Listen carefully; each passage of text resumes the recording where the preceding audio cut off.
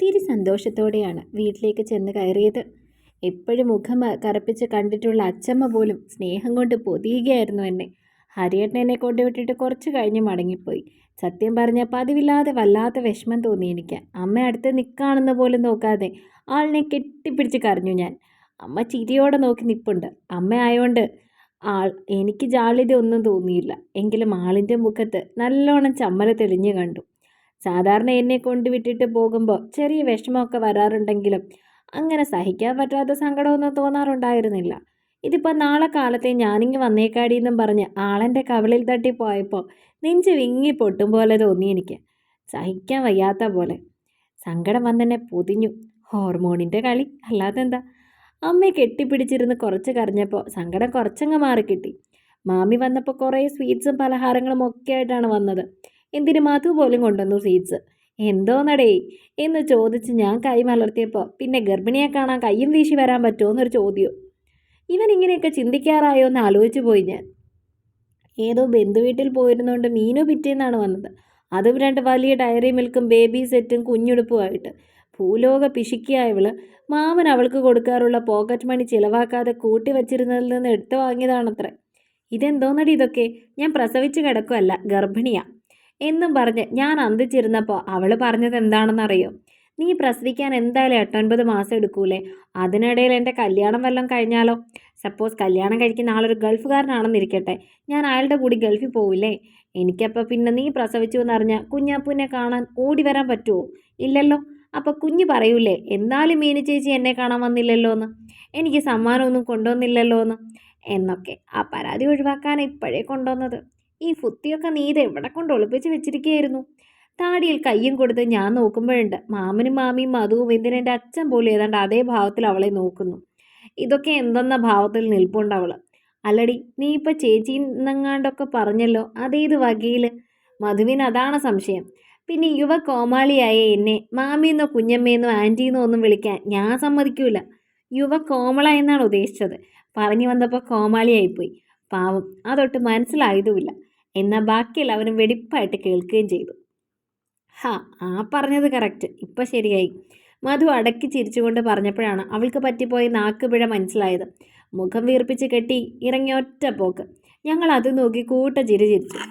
അത്ര നേരം ഞാൻ എൻ്റെ അസ്വസ്ഥതകളൊക്കെ പാടെ മറന്നുപോയിരുന്നു. എന്തിന് ഛർദിൽ വരെ അതിൻ്റെ ഡ്യൂട്ടി മറന്നു പോയെന്ന് തോന്നുന്നു.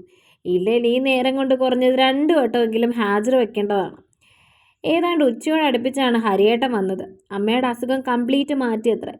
അതുകൊണ്ട് എന്നെ കൂട്ടിക്കൊണ്ട് ചെല്ലാൻ പറഞ്ഞാണ് വിട്ടതെന്ന്. സാധാരണ ഞാൻ എൻ്റെ വീട്ടിൽ വന്ന് നിൽക്കുമ്പോൾ എന്നെ ഇങ്ങോട്ട് വരുത്താനായിട്ട് അവർക്ക് അസുഖം വരികയാണ് ചെയ്യാറ്. ഇപ്പോൾ ഉണ്ടായിരുന്ന അസുഖം ഇത്ര വേഗം ഓടിപ്പോയോ? എന്തായാലും കൊള്ളാം. വൈകിട്ട് തിരികെ പോകുമ്പോൾ ഹരിയേട്ടൻ എന്നോടുകൂടി ചെല്ലാൻ പറയുമെന്ന് കരുതിയെങ്കിലും 2-3 ദിവസം കൂടി നിന്നിട്ട് വന്നാൽ മതി നാളെ ഇങ്ങോട്ട് പറഞ്ഞപ്പോൾ ആശ്വാസം തോന്നി. വീട്ടിൽ നിന്ന് 3-4 ദിവസം ഫുൾ റെസ്റ്റ് തന്നെയായിരുന്നു. കുടിക്കാനുള്ള വെള്ളം വരെ ഇരിക്കുന്നിടത്ത് കിട്ടും. ആഹാ, പെണ്ണ് സുഖിക്കുകയാണല്ലോ എന്ന് കരുതാൻ വരട്ടെ.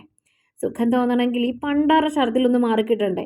അറ്റ്ലീസ്റ്റ് രുചി അറിഞ്ഞെന്തെങ്കിലും ഒന്ന് വായി വെക്കാനെങ്കിലും തോന്നണ്ടേ? രാവിലെ പല്ല് തേക്കാൻ ബ്രഷ് എടുക്കുമ്പോൾ തുടങ്ങുന്ന ഛർദിലാണ്. ബ്രേക്ക്ഫാസ്റ്റായിട്ട് കഷ്ടപ്പെട്ട് ബുദ്ധിമുട്ടി ഒരു ദോശയോ ഇഡ്ഡലിയോ കഴിച്ചാലോ അത് വയറിലെത്തും മുന്നേ ഇങ്ങി തിരികെ പോരും. ഉച്ചയ്ക്ക് ചോറിൻ്റെ കേൾക്കുമ്പോഴേ തുടങ്ങും നോക്കാനും.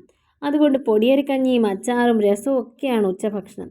കഞ്ഞിയെന്ന് കേൾക്കുമ്പോൾ കണ്ട വഴി ഓടിക്കൊണ്ടിരുന്ന ഞാനാണിപ്പോൾ ഡെയിലി കഞ്ഞി കുടിക്കുന്നതെന്ന് ഓർക്കണം.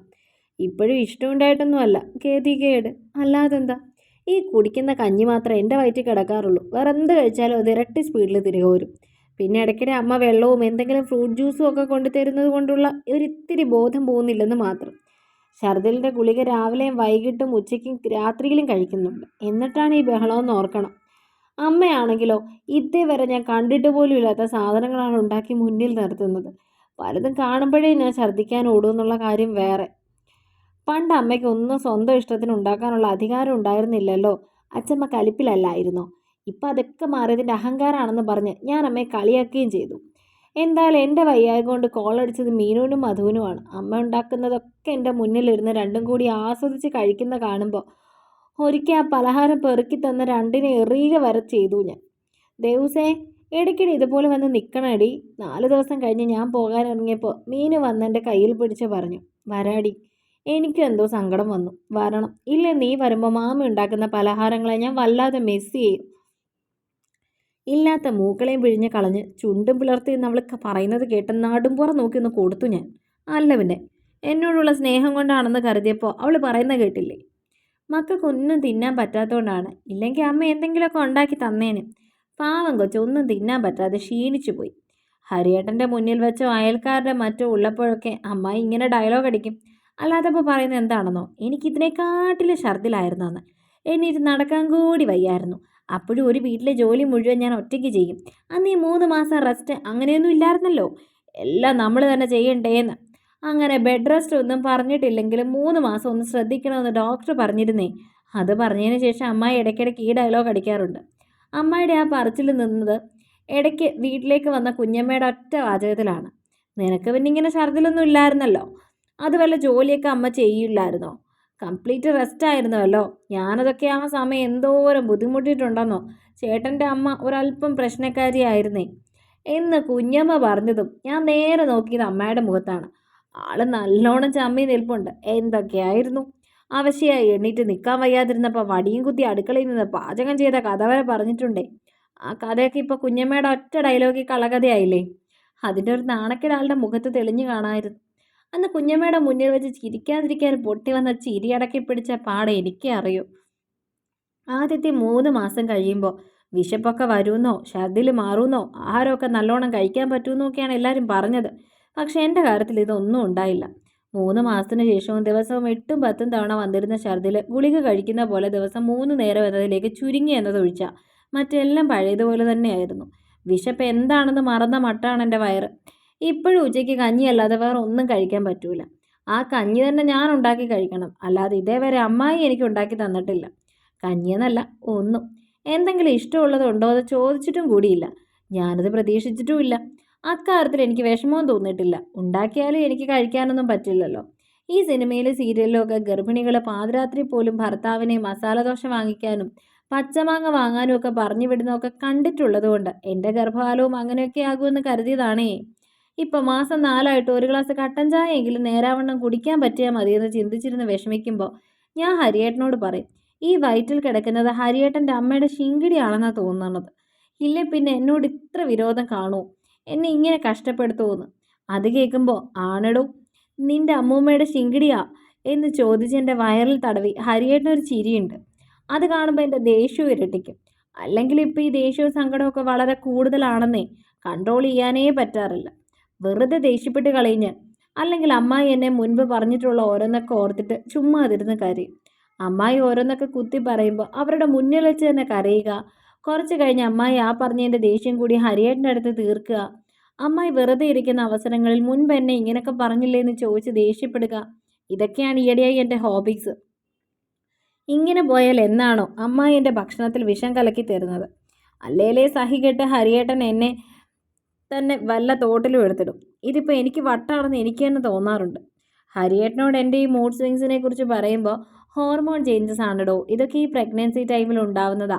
മൈൻഡ് എപ്പോഴും കാമായിട്ട് കൂളായിട്ട് വെക്കണം. വെറുതെ ഓരോന്ന് ചിന്തിച്ച് ടെൻസ്ഡ് ആകാതെ ആ സമയം മറ്റെന്തെങ്കിലും ചെയ്യണം. ഇഷ്ടമുള്ള പാട്ട് കേൾക്കാം, നിറയെ ബുക്സ് വായിക്കാം, പുറത്തൊക്കെ ഇറങ്ങി നടക്കാം, നല്ല കാറ്റൊക്കെ കൊള്ളുമ്പോൾ മനസ്സിന് സന്തോഷം കിട്ടും, ഇങ്ങനെയൊക്കെ പറയും. ഇതൊക്കെ ചെയ്തിട്ടും അമ്മായിയുടെ പലപ്പോഴുമുള്ള പെരുമാറ്റം എന്നെ അലോസരപ്പെടുത്തിക്കൊണ്ടിരുന്നു. ഏതാണ്ട് 5 മാസം എടുത്തു ഛർദിലൊന്ന് കുറഞ്ഞു കിട്ടാൻ. കുറഞ്ഞെന്നല്ലാതെ പൂർണ്ണമായി മാറുകയൊന്നും ഉണ്ടായില്ല. ഇടയ്ക്കൊക്കെ ഞാൻ ഇവിടെ തന്നെ ഉണ്ടെന്ന് അറിയിക്കാൻ ആശം വന്ന് പോകാറുണ്ട്. അങ്ങനെയുള്ള ദിവസം ആകെ വശം കെട്ട് പോവും ഞാൻ. അങ്ങനെ ഒരു ദിവസം രാത്രി ഹരിയേട്ടൻ വാങ്ങിക്കൊണ്ട് വന്ന മൈസൂർ പാവ് കഴിച്ചു. എനിക്ക് ഏറ്റവും ഇഷ്ടമുള്ള സ്വീറ്റ് ഐറ്റമാണ് മൈസൂർ പാവ്. ഇപ്പം പക്ഷേ ഇഷ്ടമോ താല്പര്യമോ തോന്നിയില്ല. എങ്കിലും സാധനം മൈസൂർ പാവല്ലേ, കണ്ടില്ല എന്ന് നടിക്കാനൊക്കില്ലല്ലോ എന്ന് കരുതി ഒരെണ്ണം കഴിച്ചു പോയി. പോരെ പൂരം. അന്നേരം തുടങ്ങിയ ഛർദിലാണ്. രാവിലെ ആയിട്ട് മാറ്റമൊന്നും ഉണ്ടായില്ല. വേണ്ടാത്തതാണേ തിന്നരുത്. ഇങ്ങനെയുണ്ടോ കടപ്പണ്ടത്തിനോടുള്ള കൊതി? ഓരോന്നൊക്കെ വാങ്ങിപ്പിച്ച് എൻ്റെ ചെറുക്കനെ മുടിപ്പിക്കാനായിട്ട്. അല്ലാതെന്താ. അച്ഛനോടാണ് പറഞ്ഞതെങ്കിലും ഞാൻ കേൾക്കാൻ വേണ്ടി തന്നെയാണെന്ന് എനിക്ക് ഉറപ്പായിരുന്നു. അമ്മായി പറയുന്നത് കേട്ടിട്ട് മറുത്ത് പറയാനുള്ള ശക്തിയൊന്നും അന്നേരം എനിക്ക് ഉണ്ടായില്ല. ഒടുവിൽ മനസ്സിൽ അവരെ പത്ത് ചീത്ത പറഞ്ഞ് ഞാൻ ആശ്വാസം കണ്ടെത്തി. ഹരിയേട്ടന് കാര്യവട്ടം ഗവൺമെൻറ് കോളേജിൽ പ്രാക്ടിക്കൽ എക്സാമിൻ്റെ എക്സ്റ്റേണൽ എക്സാമിനറായി പോകേണ്ടതുകൊണ്ട് ലീവ് എടുക്കാനും പറ്റിയില്ല. കുറവില്ലേൽ നമുക്ക് വൈകിട്ട് ഞാൻ വന്നിട്ട് ഹോസ്പിറ്റലിൽ പോകാം. തീരെ വയ്യെന്നാണേ നീ വീട്ടിൽ വിളിച്ച് അച്ഛനെയും കൂട്ടി ഹോസ്പിറ്റലിൽ പൊക്കോന്നും പറഞ്ഞ് ആൾ രാവിലെ തന്നെ ഇറങ്ങി. എനിക്കിനി എത്ര വയ്യാതായാലും അമ്മായി എൻ്റെ കൂടെ ഹോസ്പിറ്റലിലേക്കൊന്നും വരാൻ പോണില്ല. ഈ 5 മാസത്തിനിടയ്ക്ക് ഒരു തവണ പോലും വന്നിട്ടുമില്ല. ഇടയ്ക്ക് ഒരു തവണ ഇതുപോലെ ഹരിയേട്ടൻ ലീവ് എടുക്കാൻ പറ്റാതിരുന്നപ്പോൾ എനിക്ക് വയ്യാതായി. അന്ന് ഞാൻ എൻ്റെ അമ്മയും അച്ഛനെയും വിളിച്ചാണ് ഹോസ്പിറ്റലിലേക്ക് പോയത്. കുറേ നാൾ കൂടിയിട്ട് അമ്മായിക്കെന്ന് തലചുറ്റലും വന്നു. കൂടെ വരാൻ പറ്റാത്തത് തീരെ വയ്യാഞ്ഞിട്ടാണെന്നൊക്കെ പറഞ്ഞ് എൻ്റെ അമ്മയുടെ അച്ഛൻ്റെ മുന്നിൽ അഭിനയിച്ച് തകർക്കുന്നുണ്ടായിരുന്നു. ഇന്നിപ്പോൾ ഏകാദശിയോ മറ്റോ ആണ്. രാവിലെ തന്നെ അമ്പലത്തിൽ പോകാൻ ഒരുങ്ങി ഇറങ്ങിയിട്ടുണ്ട് ആൾ. ഏകാദശി ദിവസങ്ങളിൽ അമ്പലത്തിൽ നാരായണീയ പാരായണമുണ്ട്. അമ്മ രാവിലെ പോയാൽ വൈകിട്ടേ വരൂ. കുമാരി നോക്ക്, ആ കൊച്ചിന് വയ്യാതിരിക്കല്ലേ. കുമാരി ഇന്ന് കോവിലിൽ പോയാൽ എങ്ങനെ ശരിയാവും? അതിനിങ്ങനെ വയ്യാതായാലോ? ഞാൻ എന്തോ ചെയ്യും? പുറത്തു നിന്നുള്ള അച്ഛൻ്റെ സംസാരം പകുതി ഉറക്കത്തിലാണ് കേട്ടത്. അമ്മയുടെ മറുപടി ഒന്നും കേട്ടില്ല. മിക്കവാറും മൈൻഡ് പോലും ചെയ്യാതെ ഇറങ്ങി പോയിട്ടുണ്ടാവുമെന്ന് ഞാൻ ഊഹിച്ചു. അങ്ങനെ കിടന്ന് ഞാൻ ഉറങ്ങിപ്പോയി. മൊബൈൽ റിങ് ചെയ്യുന്ന കേട്ടാണ് പിന്നീട് ഉണർന്നത്. ഹരിയേട്ടനാണ്. ഇങ്ങനെ കിടന്നാൽ എങ്ങനെയാ ദേവു? മണി 11 ആയില്ലേ? എഴുന്നേറ്റ് ഇത്തിരി വെള്ളമെങ്കിലും കുടിക്കും നീ. ചെറിയ ചൂടുവെള്ളം ഞാനവിടെ മുറിയിൽ ഫ്ലാസ്കിൽ കൊണ്ട് വെച്ചിട്ടുണ്ട്. പറഞ്ഞതൊക്കെ മൂളി കേട്ടു. കോള് കട്ടാക്കി പതിയെ എഴുന്നേറ്റു. ടേബിളിന് മുകളിലെ ഫ്ലാസ്ക് ഇരിപ്പുണ്ട്. അതുവരെ എണീറ്റ് നടക്കാൻ വയ്യ. കട്ടിലിന് താഴേക്ക് നോക്കുമ്പോൾ രാവിലെ കുടിച്ച് ബാക്കി വെച്ച വെള്ളം ഗ്ലാസ്സിൽ ഇരിക്കുന്നു. മൂടിയൊന്നും വെച്ചിട്ടില്ല. എപ്പോഴോ തുറന്നു വെച്ചതാണ്. ഒന്ന് അനങ്ങാൻ പോലും വയ്യാതിരിക്കുന്ന എനിക്കിപ്പോൾ തുറന്നു വെച്ചാലെന്ത്, അടച്ചു വെച്ചാലെന്ത്? ഞാൻ അതിലുണ്ടായിരുന്ന വെള്ളം മുഴുവൻ കുടിച്ചു. ശേഷം ഒന്ന് കിടന്നതേ ഉള്ളൂ. വയറിൽ നിന്ന് എന്തോ എരിഞ്ഞു പുകഞ്ഞ് മുകളിലേക്ക് കയറി വന്നു. എങ്ങനെയൊക്കെയോ ബാത്റൂം വരെ എത്തിപ്പെട്ടു. കുടിച്ച വെള്ളം മുഴുവൻ ഛർദ്ദിച്ച് കളഞ്ഞിട്ട് ഓക്കാനം നിൽക്കുന്നില്ല. കണ്ണിലാകെ ഇരുട്ട് കയറി ഛർദിലിന് മുകളിലേക്ക് തന്നെ ചെരിഞ്ഞു വീഴുമ്പോൾ സ്വന്തം ഛർദിലിൻ്റെ തന്നെ ദുഷിച്ച ഗന്ധം മൂക്കിലേക്ക് അടിച്ചു കയറി. അന്നേരം എനിക്ക് ഓക്കാനം വരുന്നുണ്ടായിരുന്നു. ബോധം മറിഞ്ഞു പോകുമ്പോൾ ആരും എന്നെ വന്ന് തട്ടി വിളിക്കുന്ന അറിഞ്ഞു. താങ്ങി എഴുന്നേൽപ്പിക്കാൻ നോക്കുന്നതും. പിന്നീട് കണ്ണു തുറക്കുമ്പോൾ ഹോസ്പിറ്റലാണ്. എൻ്റെ അമ്മയും അച്ഛനും അടുത്തുണ്ട്. മക്കളെ, കണ്ണ് നിറച്ച് അമ്മേൻ്റെ അടുത്ത് വന്നിരുന്നതും ഞാൻ കുഴപ്പമൊന്നുമില്ലെന്ന് കണ്ണ് ചിമ്മി കാണിച്ചു. ആ മുഖം നിറയെ ആദിയാണ്. ഹരി വിളിച്ച് പറഞ്ഞിട്ടാണ് ഞങ്ങൾ വന്നത്. ഹരിയുടെ അച്ഛൻ നിനക്ക് വയ്യാന്നവനെ വിളിച്ച് പറഞ്ഞു ഉത്രേ. ഞങ്ങൾ വന്നപ്പോൾ നീ ബാത്റൂമിനകത്ത് വീഴ്ന്ന് കിടക്കായിരുന്നു. അങ്ങേരെ കൊണ്ട് ഒറ്റയ്ക്ക് എടുത്തു പൊക്കാൻ പറ്റുമോ? വയസ്സായതല്ലേ? അതാവും ഹരിയെ വിളിച്ചത്. എൻ്റെ സംശയം മനസ്സിലാക്കിയതുപോലെ അമ്മ പറഞ്ഞു. എന്നെ തട്ടി വിളിച്ചതും താങ്ങി പിടിക്കാൻ നോക്കിയതും ഹരിയേട്ടൻ്റെ അച്ഛനായിരിക്കണം. അച്ഛൻ എന്നോട് സ്നേഹം വന്നുവോ ഇല്ലോ എന്നൊന്നും എനിക്കറിയില്ല. പക്ഷെ ജനിക്കാനിരിക്കുന്ന കുഞ്ഞിനോട് സ്നേഹമുണ്ടെന്ന് എന്തായാലും തീർച്ചയായി. അമ്മായി എങ്ങാനായിരുന്നേ ഞാൻ ആ ബാത്റൂമിനുള്ളിൽ കിടന്ന് ചത്തുപോട്ടെ എന്ന് കരുതുകയുണ്ടായിരുന്നുള്ളൂ. പിറ്റേന്നാണ് ഡിസ്ചാർജ് കിട്ടിയത്. നേരെ എൻ്റെ വീട്ടിലേക്കാണ് പോയത്. അമ്മായി സുഖമായോന്ന് കൂടി വിളിച്ച് ചോദിച്ചില്ല. എത്രയൊക്കെ പറഞ്ഞാൽ അവരുടെ മോൻ്റെ കുഞ്ഞല്ലേ എൻ്റെ വയറ്റിൽ. ആ ഒരു സ്നേഹമെങ്കിലും അവരെന്നോട് കാണിക്കുന്നില്ലല്ലോ എന്ന് ഓർക്കുമ്പോൾ വല്ലാത്ത ദേഷ്യം തോന്നാറുണ്ട് എനിക്ക് അവരോട്. കുഞ്ഞ് വന്ന ശേഷമുള്ള അവസ്ഥ എങ്ങനെയാകുമെന്ന് ഓർത്തുള്ള ആശങ്കയുമുണ്ട്. ഏതാണ്ട് 2 ആഴ്ചയോളം വീട്ടിലുണ്ടായിരുന്നു ഞാൻ. അതിനിടയിൽ അമ്മയും മാമനും കൂടി വന്നു എന്നെ കാണാൻ. കയ്യിൽ കൊള്ളാത്ത അത്ര സാധനങ്ങളും കൊണ്ടാണ് വന്നത്. ഞാൻ ഗർഭിണിയാണെന്ന് അറിഞ്ഞിട്ട് ഇതേവരെ വരാൻ പറ്റാത്തതിൽ സങ്കടം പറയുന്നുണ്ട് ആൾ. അപ്പൂപ്പനെ ഒളിച്ചു വേണ്ടേ വരാൻ. അമ്മയും മാമനും വല്ലപ്പോഴും ഒക്കെ വരാറുണ്ടെങ്കിലും അപ്പൂപ്പൻ ഇപ്പോഴും മൂശാട്ട തന്നെയാണ്. അമ്മയുടെ കാര്യം പറയുമ്പോഴേ ദേഷ്യം വരും അത്രേ. പൊന്നുപോലെ നോക്കി വളർത്തിയല്ലേ, പ്രാണനെ പോലെ സ്നേഹിച്ചിരുന്നതല്ലേ. ആ മകളല്ലേ ഒരു സുപ്രഭാതത്തിൽ തങ്ങൾ ആരുമല്ലെന്ന് പറഞ്ഞിറങ്ങിപ്പോയത്. സഹിക്കാൻ പറ്റുമോ? അച്ഛൻ്റെയും അച്ഛമ്മയുടെയും സ്വഭാവം ഒക്കെ അന്വേഷിച്ചറിഞ്ഞതുകൊണ്ടാണ് അന്നത് വേണ്ടെന്ന് പറഞ്ഞതെന്നൊക്കെ അപ്പൂപ്പൻ പിന്നെ ന്യായം പറഞ്ഞത്രേ. രണ്ടാളുടെ ശരിക്കുള്ള സ്വഭാവം അമ്മയ്ക്ക് മനസ്സിലായത് ഇവിടെ വന്നിട്ടല്ലേ. പുറന്തോട് നോക്കി ഒരു സാധനം നല്ലതാണെന്ന് പറയാൻ പറ്റില്ലെന്ന് അമ്മയ്ക്കും ഇങ്ങി വന്ന ശേഷമല്ലേ മനസ്സിലായത്.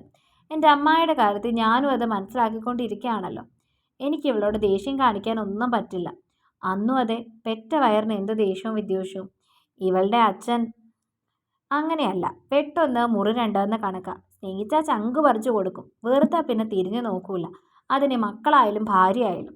അമ്മമ്മ എന്നോട് ഇതൊക്കെ പറയുമ്പോഴും അമ്മയുടെ കണ്ണിൽ നനവ് പടർന്നിരുന്നു. അപ്പൂപ്പൻ്റെ സ്വഭാവം നല്ലോണം അറിയുന്നുണ്ട്. ഒളിച്ചും പാത്തുമൊക്കെ പുള്ളിക്കാരി ഇപ്പോഴും അമ്മയെ കാണാൻ വരണത്.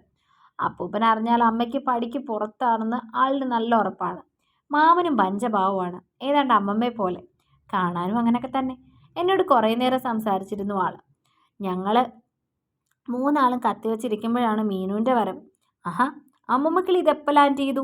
അമ്മമ്മയുടെ അടുത്തേക്ക് കയറിയിരുന്ന് തോളിൽ കൈയിട്ടുകൊണ്ട് മീനു ചോദിക്കുന്നത് കേട്ട് മാമൻ കണ്ണും മിഴിച്ച് നോക്കിയിരിപ്പുണ്ട്. അടുത്ത ഭാഗങ്ങൾക്ക് വേണ്ടി ചാനൽ സബ്സ്ക്രൈബ് ചെയ്യാൻ മറക്കല്ലേ.